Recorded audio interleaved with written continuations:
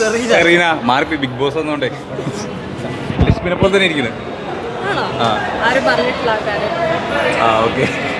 എന്താ ഈ big boss കാണാറുണ്ടോ? ഈ സീസണോ? വല്ലപ്പോഴും അവിടെ ഇവിടെ ആയിട്ട് കാണുന്നുണ്ട്. പിന്നെ ദുബായിലായതുകൊണ്ട് നമുക്ക് ഹോട്ട്സ്റ്റാർ ഒന്നും ഇല്ല. റീൽസിൽ പക്ഷേ ആക്റ്റീവായിട്ട് നമ്മൾ സ്ക്രോൾ ചെയ്യുമ്പോൾ അടുത്തടുത്ത് ഇത് തന്നെയാണ് വരുന്നത്. കൂടുതൽ എന്താ കാണാറ്?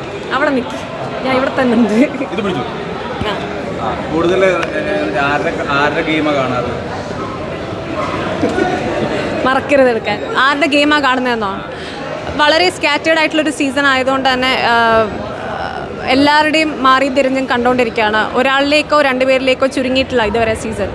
40 days ആയിട്ടും എല്ലാവരും മത്സരിച്ച്, അതാ ഞാൻ പറഞ്ഞത്, പ്ലാൻ ചെയ്ത് കോണ്ടൻറ്റ് കൊടുക്കണം, അടി ഉണ്ടാക്കണം എന്നുള്ളൊരു മൈൻഡ് സെറ്റിൽ വരുന്നതുകൊണ്ടായിരിക്കാം ഒട്ടും ഇമോഷണലി കണക്റ്റഡ് ആവുന്നില്ല നമുക്ക് കണ്ടസ്റ്റൻസ് ആയിട്ട് ആസ് എൻ ഓഡിയൻസ്. അപ്പം ഞാൻ മാത്രമല്ല, അപ്പോൾ ഞാൻ സംസാരിക്കുന്നവരാണെങ്കിൽ പോലും പറയുന്നത്, നമുക്ക് എപ്പോഴും ബിഗ് ബോസ് എന്ന് പറയുന്നൊരു സംഭവത്തിൽ നമ്മൾ ഇമോഷണലി കണക്റ്റഡ് ആകണം നമ്മൾ നിൽക്കുന്ന കണ്ടസ്റ്റൻസ് ആയിട്ട്. അപ്പോളേ നമുക്ക് അവർ നമ്മുടെ ഫാമിലിയിലെ ഒരാളായിട്ട് ഫീൽ ചെയ്യത്തുള്ളൂ. ആ ഒരു ഫീലിംഗ് എനിക്ക് ഈ സീസണിൽ ഇതുവരെ വന്നിട്ടില്ല. മറ്റുള്ള ഗെയിമേഴ്സിൻ്റെ ഒക്കെ പെർഫോമൻസ് കാര്യങ്ങളൊക്കെ എല്ലാവരും അവർക്ക് കിട്ടുന്ന ടാസ്കുകളും കാര്യങ്ങളൊക്കെ ഭംഗിയായിട്ട് ചെയ്യുന്നുണ്ട്. ഐ മീൻ അങ്ങനെ നല്ല കുഴപ്പമില്ലാതെ പോകുന്നുണ്ടല്ലോ. നല്ല TRP ഉള്ള നല്ല റേറ്റിംഗുള്ള ഷോ ആയിട്ട് തന്നെയാണ് ഇപ്പോൾ പോയിക്കൊണ്ടിരിക്കുന്നത്. എസ്പെഷ്യലി ബിക്കോസ് എല്ലാവരും മത്സരിച്ച് ഈ അടി ഉണ്ടാക്കുന്നുണ്ട്. പക്ഷേ ഐ വുഡ് സേ കുറച്ചും കൂടി ഇമോഷണലി കണക്റ്റഡ് ആയിരുന്നെങ്കിൽ. അതല്ല പറയുന്നത്, ഇരുന്ന് കരയുന്ന ഇമോഷൻസ് അല്ല ഞാൻ പറയുന്നത്. Emotional connection with the house mates, with the audience. നമ്മൾ എങ്ങനെ അവരായിട്ട് കണക്ട് ചെയ്യുന്നു. നമ്മൾ വീട്ടിലിരിക്കുമ്പോൾ എങ്ങനെയാണ് ഇതിപ്പോൾ ഞാനിപ്പോൾ പറയുമ്പം ആ സമയത്ത് ഇതൊന്നും എനിക്ക് അറിയത്തില്ലല്ലോ.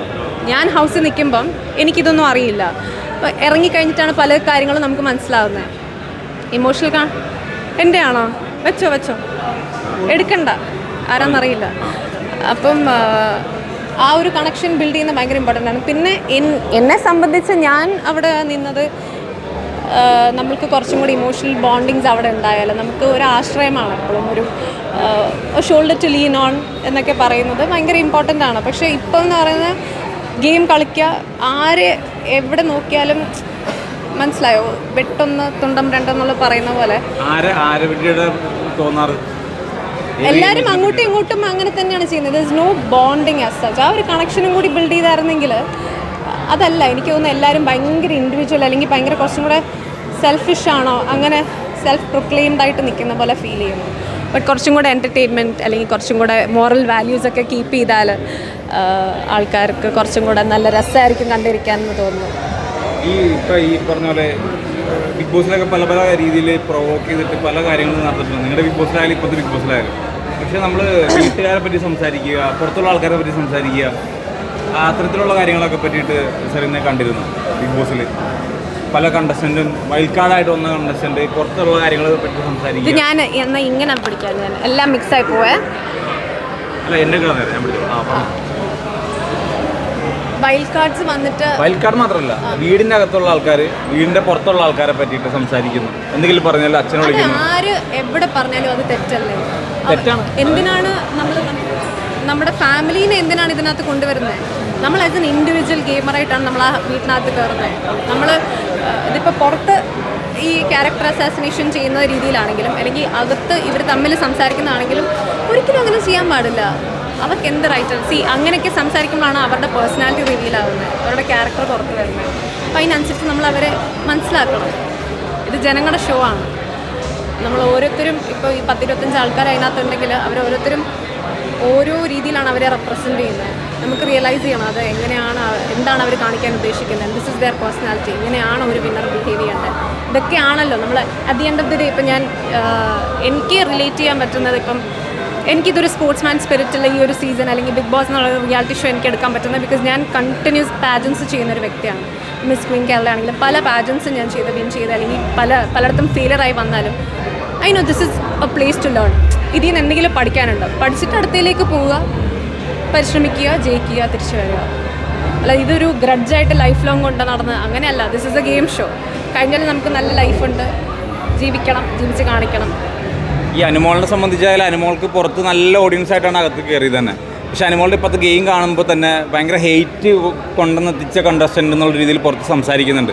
അപ്പോൾ ആ ഒരു ഗെയിം പ്ലാൻ എന്ന് പറയാം, ചിലപ്പോൾ അനുമോളുടെ ഗെയിം പ്ലാൻ ആയിരിക്കാം, പക്ഷേ ചിലപ്പോൾ അത് ഓട്ടോമാറ്റിക്കലി വന്ന് പോകണതായിരിക്കാം. അനുമോളുടെ ഒരു ഗെയിം പ്ലാനെ കുറിച്ചിട്ട് എന്താ എനിക്ക് തോന്നുന്നത്?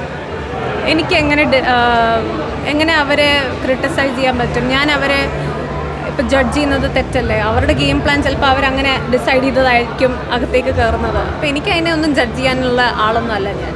അവരുടെ ഇഷ്ടമാണ്. ഞാൻ പറഞ്ഞത് ഇപ്പോൾ ഗെയിം എന്ന് പറയുന്നത് ഗെയിം പ്ലാൻ ആയിരിക്കാം, പക്ഷേ സൊസൈറ്റി എടുക്കുന്ന രീതി പല രീതിയിലായിരിക്കാം. ചിലപ്പോൾ മറ്റേ ഈ സദാചാര കുലസ്ത്രീ എന്നുള്ളൊരു പട്ടം ഇപ്പോൾ തന്നെ ബിഗ് ബോസിൽ നിന്ന് അനുമോൾക്ക് കിട്ടിക്കൊണ്ടിരിക്കുക. കാരണം എന്ന് വെച്ച് കഴിഞ്ഞാൽ ഇപ്പോൾ ഒരു ജിസയിലും ആര്യനായിട്ടുള്ളൊരു ഗെയിമല്ല അത് കണ്ടു എന്ന് പറയുന്നു. നമുക്ക് ഒരാളുടെ പേഴ്സണൽ കാര്യങ്ങൾ ഇത്തരം ആക്ടിവിറ്റി ചെയ്തിട്ട് കാണിച്ചു കൊടുക്കാറുണ്ട്. ലാലേട്ടൻ തന്നെ പല രീതിയിൽ അനുമോളെ കുറ്റപ്പെടുത്തുകയുണ്ടായി. അപ്പോൾ ഇത്തരം കാര്യങ്ങൾ സൊസൈറ്റിയിലേക്ക് ഒരു വലിയൊരു ഷോയാണ് സെറീന ചെയ്തതും കൂടിയാണ്. അപ്പോൾ സെറീനൊക്കെ അറിയാം. അപ്പോൾ അതൊക്കെ കാണുമ്പോഴാണ് ഇത് എനിക്ക് തോന്നുന്നു ബിഗ് ബോസിൻ്റെ മലയാളത്തിൽ മാത്രമായിരിക്കും ചിലപ്പോൾ ഇൻറ്റിമസി നേരിട്ട് ക്യാമറ കാണാത്ത. എല്ലാ ലാംഗ്വേജസിലും നമ്മൾ കാണുന്നതാണ് അല്ലേ? It's A very normal thing. ഞാൻ പറഞ്ഞില്ല, അവിടെ നമുക്ക് ഇമോഷണൽ ബോണ്ടിങ് വന്നാൽ ആരെന്ത് ചെയ്താലും ആ ഒരു ഹൗസിൽ ഇപ്പോൾ എന്തെങ്കിലും ചെയ്താൽ തന്നെ എന്താ പ്രശ്നം? They are not married.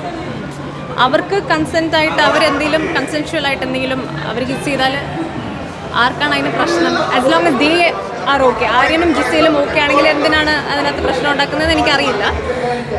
പക്ഷേ ഇപ്പോൾ അനുമോളുടെ ടാക്ടിക്സ് അതാണ്. അത് ചെയ്താൽ ചിലപ്പോൾ പുള്ളിക്കാരിക്ക് അറിയാതിരിക്കും, അല്ലെങ്കിൽ വന്ന ആൾക്കാർ പറഞ്ഞിട്ടുണ്ടാവും ഇങ്ങനെ ചെയ്താൽ അല്ലെങ്കിൽ ചെയ്യുന്നത് ശരിയാണ്, സപ്പോർട്ടുണ്ട് പുറത്തുനിന്ന് നിന്നാൽ ചിലപ്പോൾ ആ രീതിയിൽ തന്നെ ആ ട്രാക്കിൽ തന്നെ പിടിച്ചാൽ പുള്ളിക്കാരിക്ക് പുറത്ത് മുമ്പിലേക്ക് പോകാമെന്ന് തോന്നുന്നുണ്ടാവും. അതുകൊണ്ടായിരിക്കും ഞാൻ പറഞ്ഞില്ല, ഈ പെർസ്പെക്റ്റീവ്സ് ഡിഫറെൻ്റ് ആണ്. അപ്പോൾ എൻ്റെ വീട്ടിൽ തന്നെ പ്രായമുള്ളവർക്ക് ചോദിച്ചാൽ അവരിതിനെ സപ്പോർട്ട് ചെയ്യണമെന്നില്ല. ചിലപ്പോൾ അവർ അനുമോളുടെ സൈഡിലായിരിക്കും നിൽക്കുന്നത്.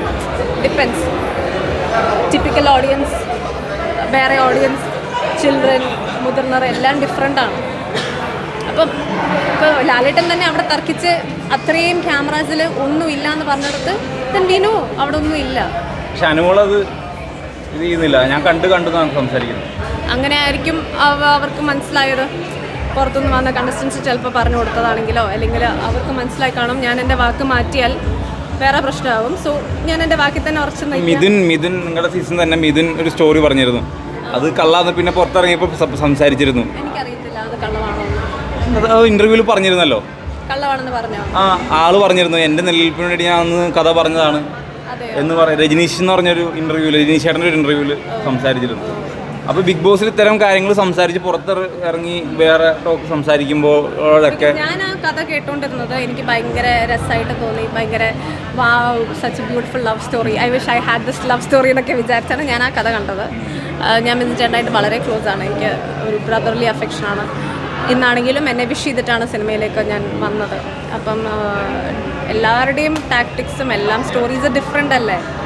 ഒരു ഷോയിൽ കയറുമ്പോൾ എന്താണോ അവർ പ്ലാൻ ചെയ്യുന്നത് നമുക്കറിയില്ലല്ലോ. സിനിമയെ കുറിച്ച് പറയാൻ വന്നതാണ്. സിനിമയെ കുറിച്ച് ഇപ്പോൾ മുള്ളൻകൊല്ലി എന്ന് പറയുന്ന സിനിമ ഇറങ്ങിയിരിക്കുകയാണ്. ആദ്യത്തെ സിനിമയാണ്. എന്ത് തോന്നുന്നു ഒരു ഹാപ്പിനെസ്?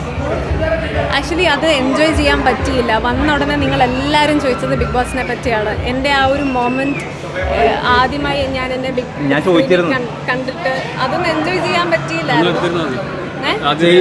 എടുത്തിരുന്നു. കൂടുതൽ ഇപ്പം ഒരു മണിക്കൂറായിട്ട് നമ്മൾ സംസാരിക്കുന്ന ബിഗ് ബോസിന്റെ കാര്യമാണ്.